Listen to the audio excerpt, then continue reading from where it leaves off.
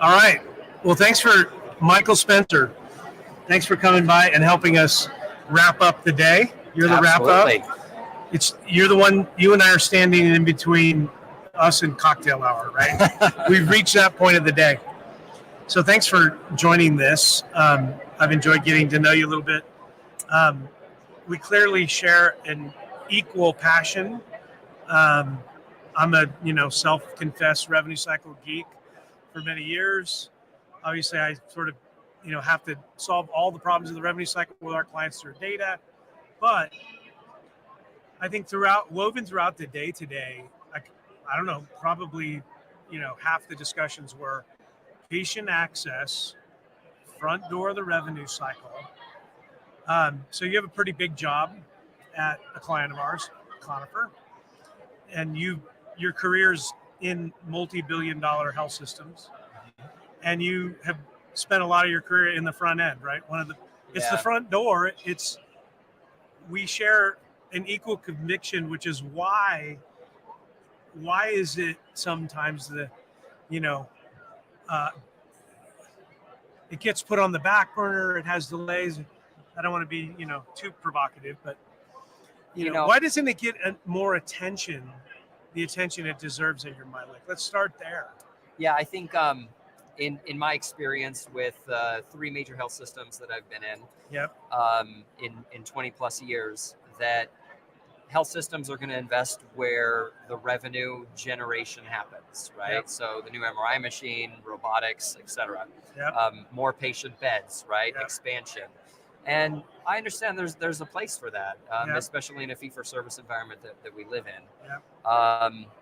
Obviously, I'm a little selfish on what scope of that benefits or does not benefit the work that I do in the service that me and my teams provide to our patients. Sure. And in front-end revenue cycle, patient access, patient services, whatever you call it, there's a clear and present need to be able to meet our patients where they're at. Yeah.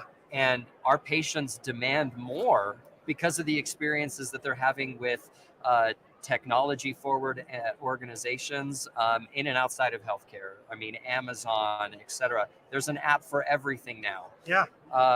And yes, I think that in general, healthcare organizations are doing a fairly good job, better job now, thinking about RPA, yeah. AI, Sure. machine learning, etc. Yep.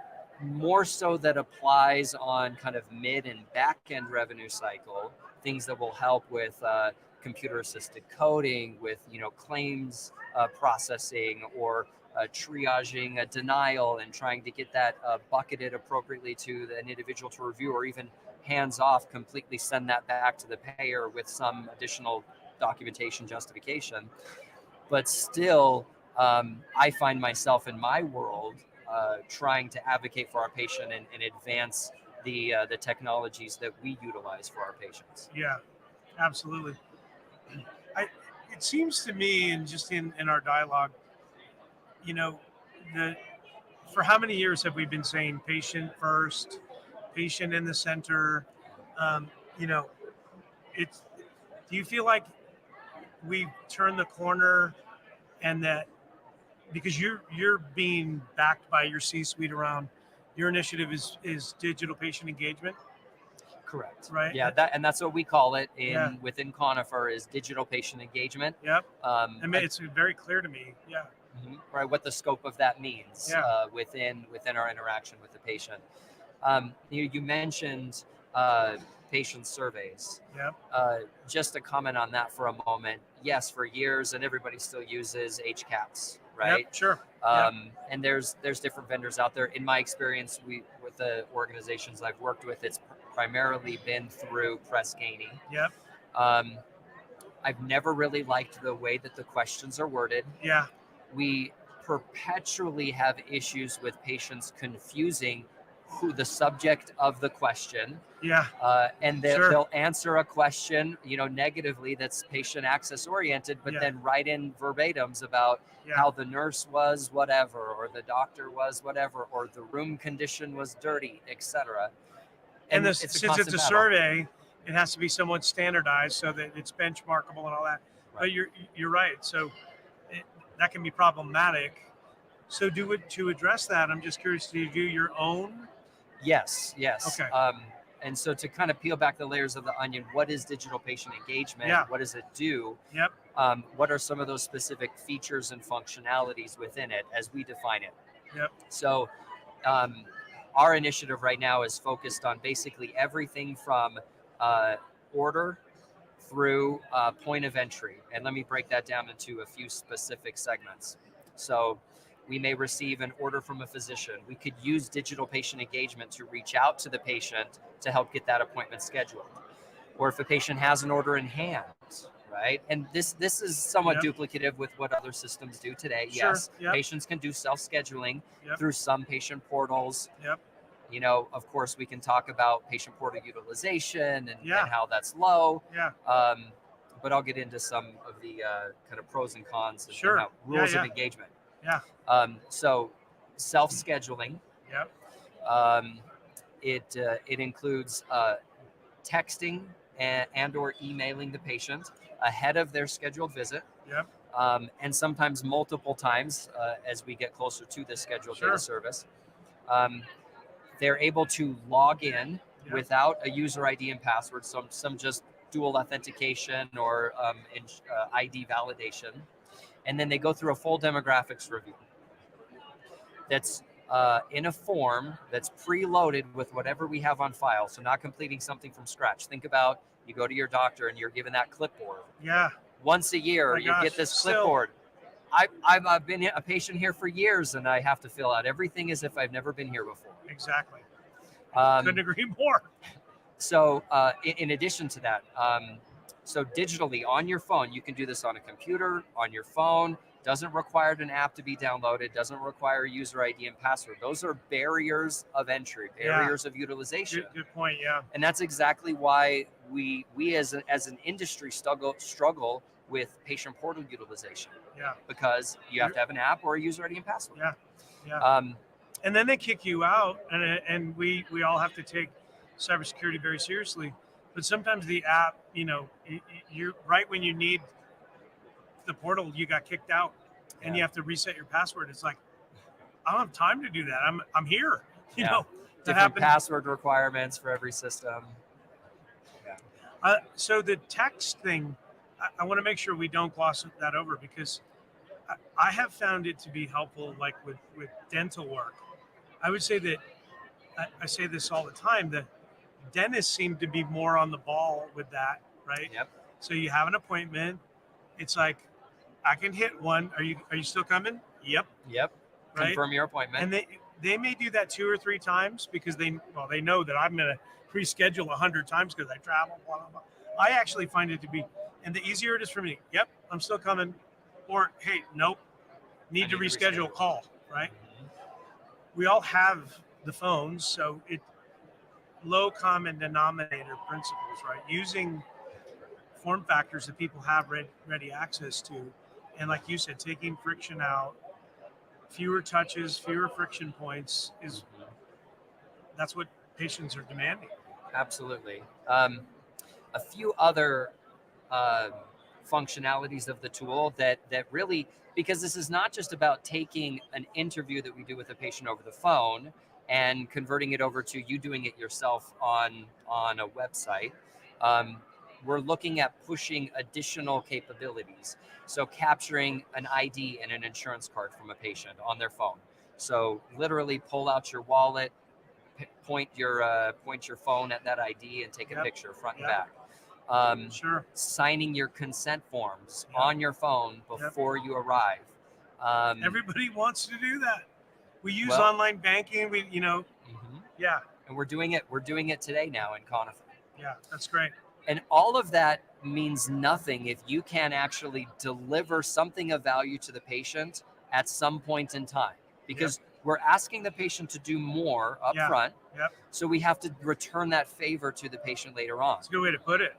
And the way that we do that is creating an expedited, streamlined check-in process for the patient.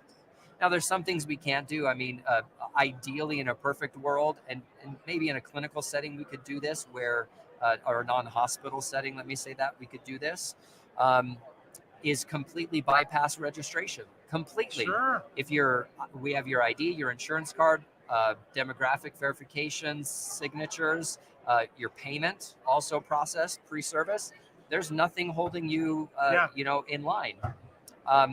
But we still live in a world where we have to have armbands. Yeah. Yes. So, but that's what we're trying Yeah. to limit this down to is you check in, Yep. and it's just as simple as ID verification, put an armband on you, and send you on your way. Yep. So let me ask you this: that's got to be a big investment, and but clearly, you can understand the value from a macro standpoint. But like, how are you going to measure success? So like, you put dollars into digital patient engagement, because I think sometimes, there's hard dollars and there's soft dollars. Satisfaction doesn't always have like a perfect correlation to hard dollars. But if that's what you're trying to do, if you want to build patient loyalty, right, in this, at the zip code level, then it takes that kind of investment. It's like marketing departments. How do you measure marketing effective? It's very, very tricky and nuanced. So I imagine, for you, it's the same way. You got certain things that you can probably ROI with hard dollars, but there's also a cost to loyalty, and there's a cost to avoiding network leakage.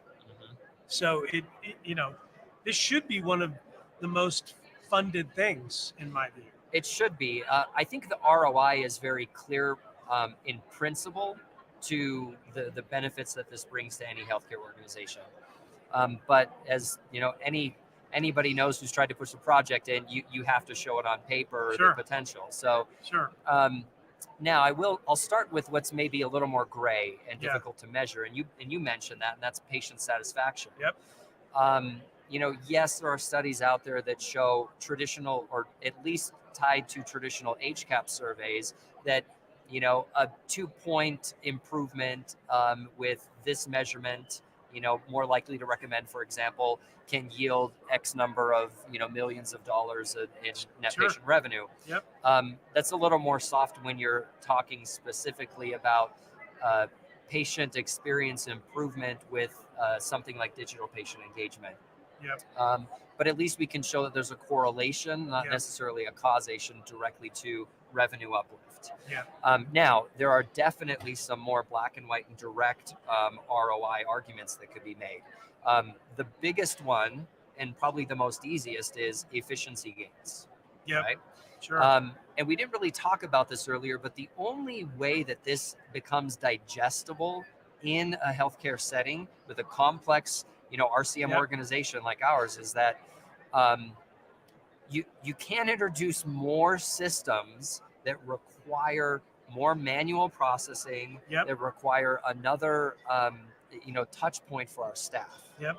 And so we have been very particular about fully integrating these. Now, I mentioned before, form that you're sending a patient demographic form, you want it to be pre-filled. But this is not just about having a unidirectional ADT integration. Yep.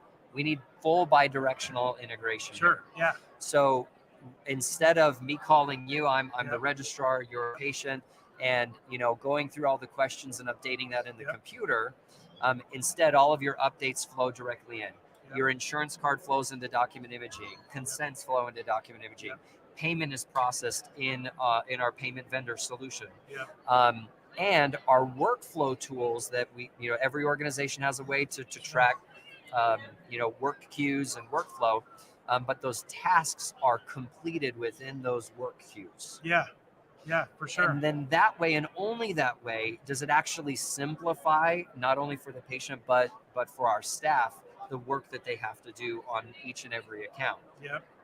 So now back to where I left from that tangent. Efficiency is only achievable Yep. with a true deep bidirectional integration with digital patient engagement solutions. Yep. I know, and it's one of those things where I find, the bidirectional for everything, things get prioritized in the clinical side of the house. Yep. And it's like, guys, do you know what it costs us when we don't have systems talking to each other? So we have to start just saying, like, look, It's a cost of doing business. There is no one size fits all. There's no one platform. Yeah. So it's a good point that we should, it's easy to talk about shiny objects in innovation, but sometimes the stuff like pipes and plumbing and making sure that bidirectional feeds are flowing, that's as important, right? Because you're not going to get the ROI if you still have semi-manual data flowing everywhere. Right. Yeah. You brought up earlier that with your dentist, you can click on a button and confirm your appointment. This technology isn't new to the broader healthcare spectrum.